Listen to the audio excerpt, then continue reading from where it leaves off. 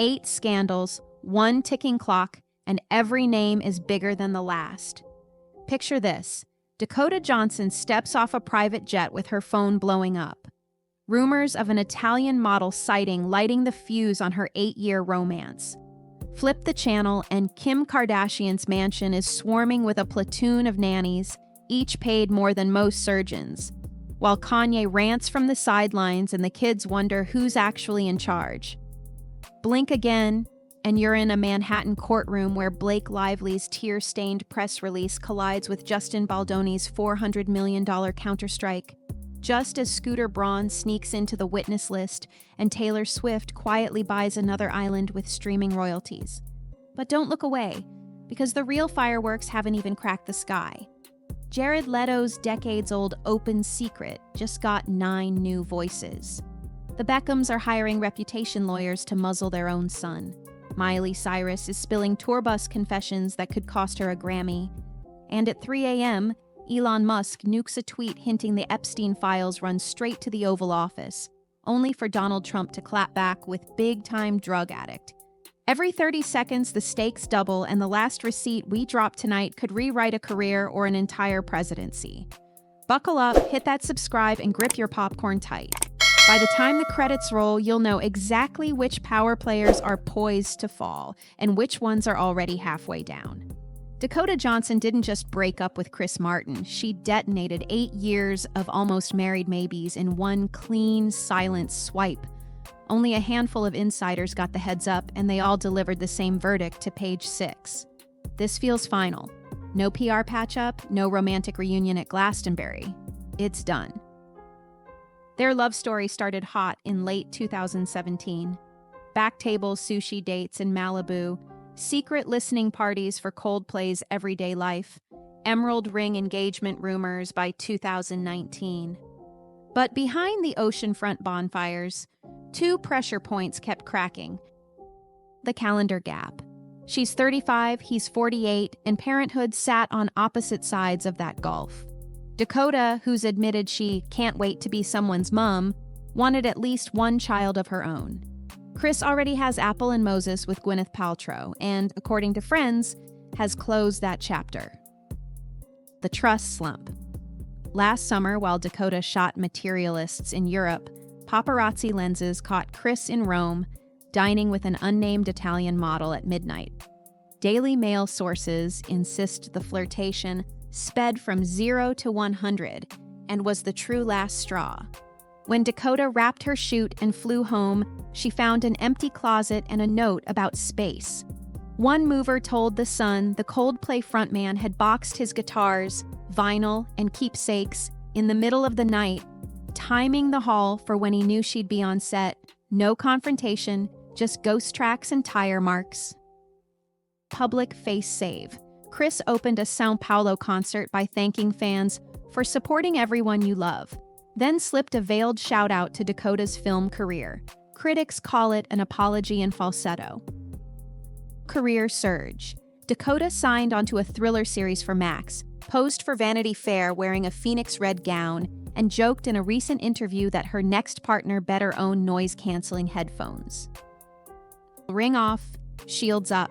The once constant emerald ring vanished from her finger, replaced by a thin jasper band fans think is a self-love purchase. Behind the scenes, both camps are enforcing radio silence. PR reps refuse to confirm cheating, while mutual friends claim they'll always root for each other's art, just not each other's life plans.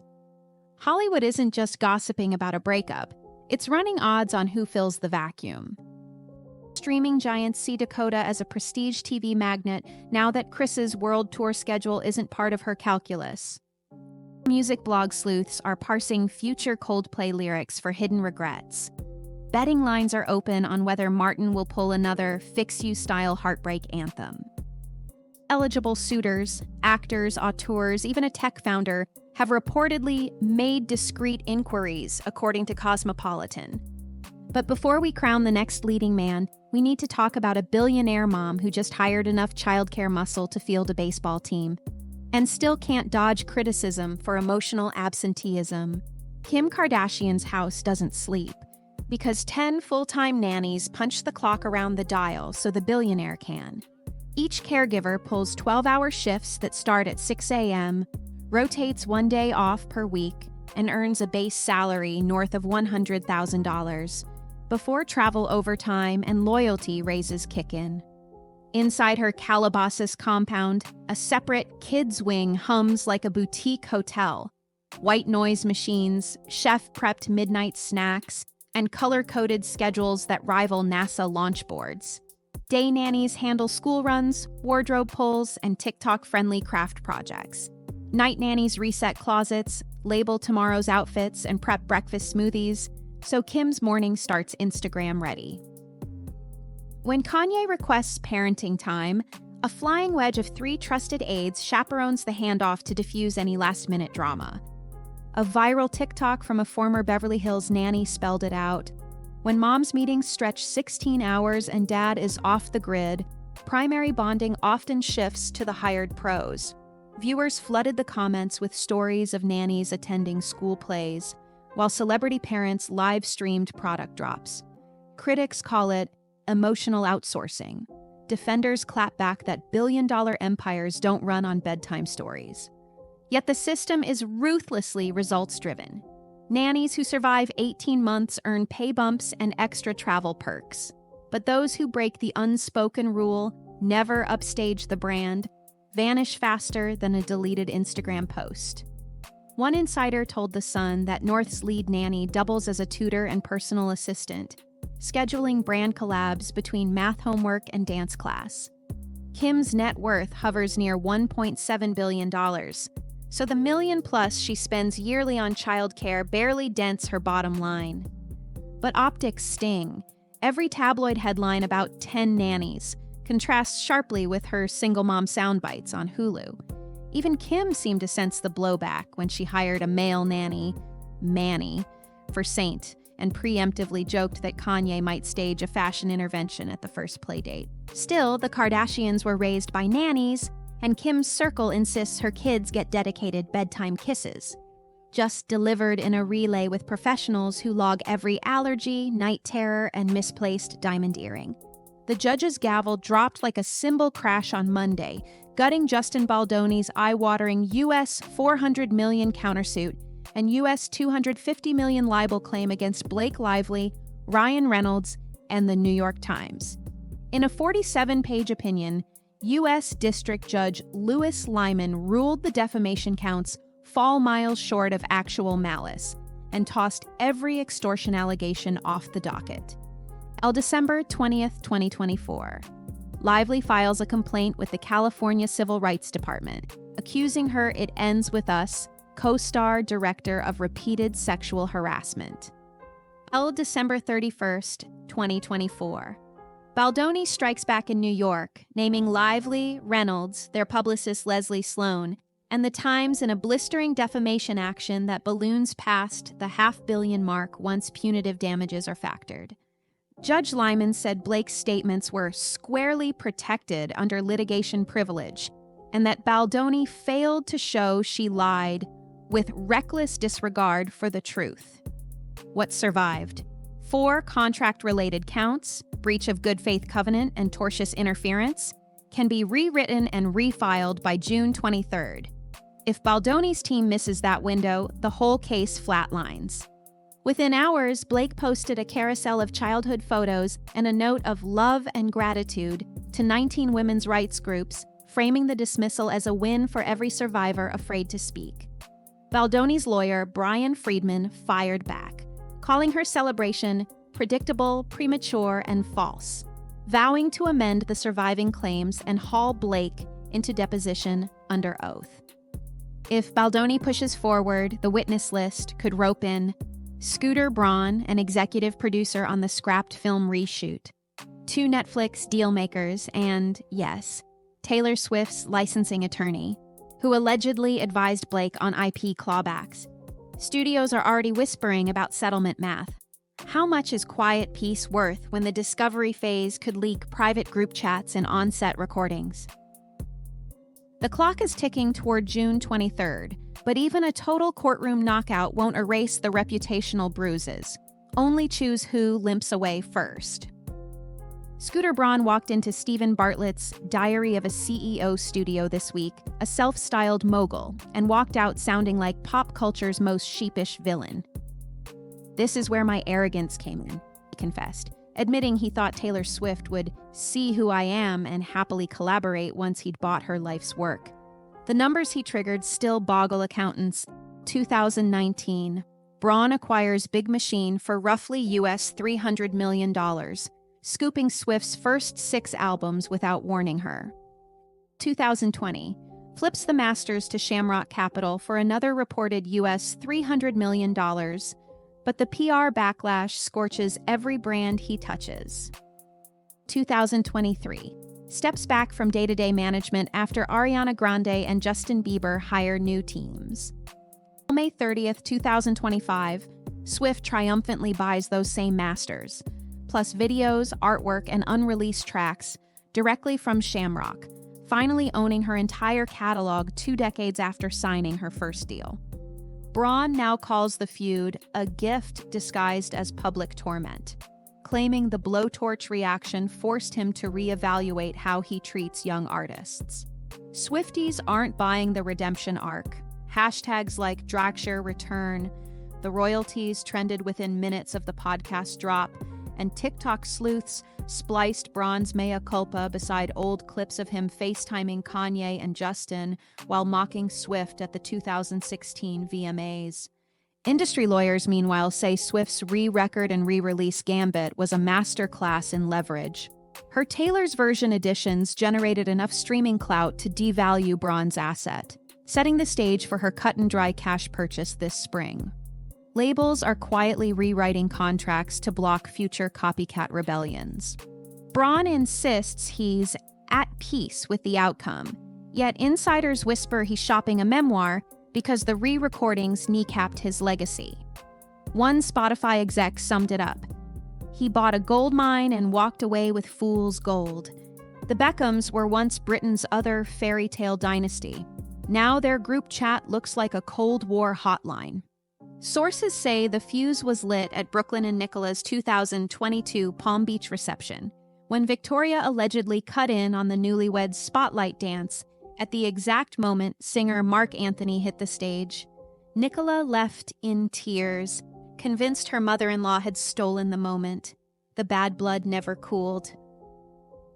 Fast forward to June 4th, Brooklyn poses shirtless for Glamour Germany, revealing his once famous Mama's Boy chest ink replaced by a spray of white rose bouquets, an unmistakable tribute to Nicola's wedding flowers. Tabloids call it the shadiest cover-up of 2025. Younger brother Romeo only deepened the split. He dated DJ Kim Turnbull, a former fling of Brooklyn's, then dumped her this month amid headline chatter that family drama torpedoed the romance. He's already been photographed in Paris with influencer Caroline Dore, while Brooklyn and Nicola haven't spoken to him in months. Brooklyn and Nicola have now hired super solicitor Jenny Afia, the same reputation pitbull who shielded Prince Harry and Meghan, to combat misinformation and threaten anyone trafficking in leaked texts. Family friends whisper that retaining the Sussex's lawyer felt like crossing the Rubicon. Even David is said to be quietly fuming over the optics of a PR arms race. Brand Beckham banks on spotless unity. Sponsors, from whiskey labels to World Cup venues, hate a headline that reads, "Mama's Boy No More." If Victoria and Nicola don't broker peace before holiday campaign shoots start in September, analysts estimate 7-figure endorsement clawbacks. Conversation inside ad agencies. Do we book Brooklyn's cooking show or wait for the divorce lawyer's press release? Miley Cyrus is in confession mode, trading her wrecking ball for receipts. On The Ringer's Every Single Album podcast, she laughed about how tour accountants once flagged thousands of dollars in vintage clothes. Translation? That was the code she used to expense party supplies. The drugs were the biggest cost, she admitted. Those tour bus excesses are history. Miley insists she's been sober for years and blames her raspy chords on Ranky's edema, but her new era is just as chaotic. Something Beautiful, her May 30th visual album, landed at number 4 on the Billboard 200 and came bundled with a one-night theatrical film. Tickets on resale sites spiked to US $800. So when Tribeca Festival audiences realized they'd bought a screening, not a concert, they heckled until Miley belted an a cappella "The Climb." She obliged, beaming, but the backlash went viral anyway. While fans argued over false advertising, Miley casually dropped another bomb. She's already finished a follow-up record, 12 fresh tracks, sitting on a hard drive waiting for the right moment. One of those songs, Every Girl You've Ever Loved, has Stan Twitter spiraling over a possible Dua Lipa diss. She speaks the perfect French, she can dance the night away, and still she'll never break a sweat. Miley says no shade intended, right after reminding everyone that pairing Dua on 2020's Prisoner wasn't my idea. There's nostalgia in the mix too. For years, Disney barred her from performing Hannah Montana hits. That ban lifted when she became the youngest ever Disney legend last August. Now, for the first time since 2011, she can legally drop Best of Both Worlds into a set list, if she ever tours again. So where does all this leave the pop chameleon? Commercially, Something Beautiful is solid, but not the smash Flowers was. Critics call the film bold if self-indulgent, and even her mea culpas feel like headlines engineered for maximum stream boosts. Yet every time the crowd turns hostile, $800 tickets, Dua drama, Miley pivots, owns the moment, and somehow keeps the narrative spinning in her favor. Jared Leto has spent 2 decades cult branding himself as the barefoot guru in a white caftan. Now 9 women have broken the hush and yanked the curtain on what they call predatory, terrifying, unacceptable behavior. The Bombshell airmail expose arrived 5th June and turned long-running whisper threads into sworn testimony. Lawyers reading the report say the common threads: initial contact as a minor, escalation at 18, sudden power plays, mirror grooming blueprints that have sunk other A-listers. Publicists quoted in the story admit they warned new assistants never let an under-21 artist back to Leto's green room. One former label exec told Airmail the rumors were so pervasive it felt ordinary. That's how the machine normalizes monsters. An ex-co-star recalls the infamous rat he sent Margot Robbie on Suicide Squad. Looking back, it wasn't quirky method acting. It was a test of what he could get away with. Leto's spokesperson calls the claims demonstrably false, suggests 2 accusers once sought employment with him, and vows vigorous action. Behind that bravado, the fallout moves faster than any lawsuit. Festivals. Bonnaroo held a midnight emergency call. Sponsors threatened walk-offs unless organizers issue additional security protocols. Luxury brands. A U.S. $5 million watch campaign paused pending clarifications. Disney headache. Sources at Marvel sweat over the $200 million Tron, Ares budget. The studio already swallowed Jonathan Majors' exit last year and can't afford another PR sinkhole. Industry crisis consultants predict if even one civil filing crosses the bar of willful misconduct, lower than criminal proof, insurance writers could force streaming platforms to pull Leto-led content overnight. Unlike past Reddit rumor mills, accusers now supply contemporaneous texts, plane itineraries, backstage wristbands, and a mother's corroborating landline bill. Paper trails lawyers call jury ready, and the timing is brutal. Mars Island Cult trended through 450,000 posts the same weekend Leto's band dropped a tour teaser single, tanking pre-sales by an estimated 38%. And that's the full dizzying carousel, proof that behind every champagne-tinted Instagram story there's a cracked mirror nobody's posting. We started with Dakota Johnson, who quietly torched an 8-year romance and reminded us that loyalty evaporates the moment respect does. From there, we watched Kim Kardashian bankroll an entire night shift daycare so her empire never misses a meeting. Blake Lively turned a courtroom into a battlefield, while Justin Baldoni gambled $500 million on being believed. Scooter Braun learned that paper profits can't outbid public backlash. The Beckhams showed how a single tattoo can rupture a dynasty. And Miley Cyrus confessed she once hid tour bus chaos under the label Vintage Tease, only to prove that raw honesty sometimes sells better than nostalgia. Finally, Jared Leto's white-robed mystique buckled under sworn testimony because whispers eventually find a megaphone. Strip away the star power and you'll see the same 3 patterns looping like a broken TikTok sound. 1. Power buys silence until receipts leak. Hired nannies, NDAs, private jet exits, pay-to-pray retreats, they all crumble at the first honest screenshot. 2. Narrative control is the new currency. Whether it's Blake's Instagram manifesto or Scooter's podcast apology, the story you tell often matters more than the facts you can prove. 3. Audience attention is everything. Every player tonight, lover, mogul, momager, or messiah, fights not for truth, but for the trending bar.